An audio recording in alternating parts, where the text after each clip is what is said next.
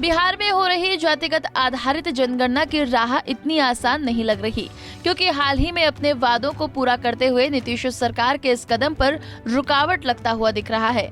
ये रुकावट supreme court में दाखिल की गई उस याचिका से है जिसमें बिहार में जारी ऐसी जनगणना पर तत्काल रोक लगाने की मांग की गई।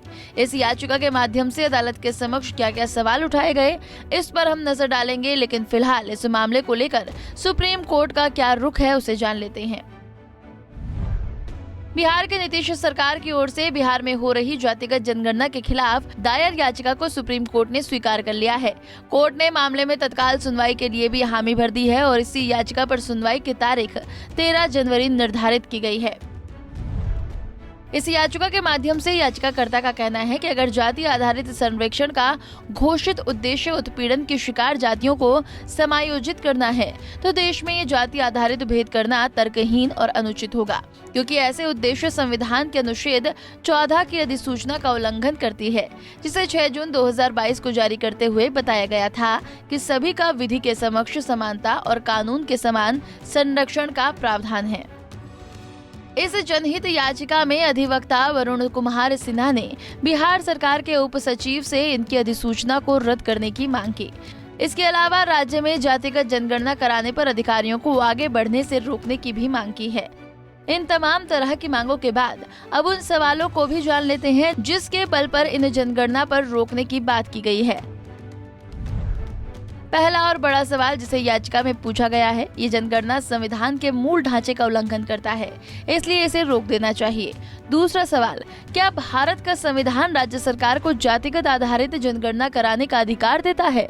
तीसरा सवाल, बिहार सरकार के उप सचिव की ओर से जारी इसकी अधिसूचना क्या जनगणना कानून 1948 के खिलाफ है?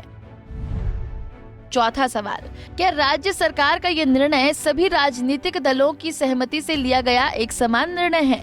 और पांचवा सवाल, बिहार में ऐसी जनगणना के लिए राजनीतिक दलों का कोई निर्णय क्या सरकार के लिए बाध्यकारी है? इसके अलावा जनगणना को सुप्रीम कोर्ट की अभिराम सिंह बनाम सीडी कॉमचेन मामले में आए फैसले के खिलाफ बताया गया है। बिहार में हो रही यह जनगणना कोई पहली जाति आधारित जनगणना नहीं है, बल्कि इससे पहले भी 2015 में कर्नाटक के सिद्धरामैया के नेतृत्व वाली कांग्रेस सरकार ने ऐसी ही जातिगत आधारित जनगणना करवाई थी, लेकिन इसके नतीजे जारी नहीं किए गए। इसके अलावा आजादी के पहले 1931 तक ऐसी जनगणना होती थी, जिसे 2011 में भी गठबंधन वाली केंद्र सरकार ने करवाया, लेकिन इसके आंकड़े को लेकर अभी तक कोई स्पष्टता नहीं है। फिलहाल बिहार में ऐसी जनगणना कराने वाले नीतीश कुमार पर पहले से ही जातिगत राजनीति का धब्बा लगा हुआ है। अब देखना होगा कि लगभग 500 करोड़ का खर्च हो रही इस जनगणना सुप्रीम कोर्ट पर क्या रुख रहता है। Bureau report, Punjab Kesari TV. हमसे जुड़े रहने के लिए हमारे YouTube चैनल को सब्सक्राइब करें और नई वीडियो की नोटिफिकेशन के लिए बेल आइकॉन को दबाएं।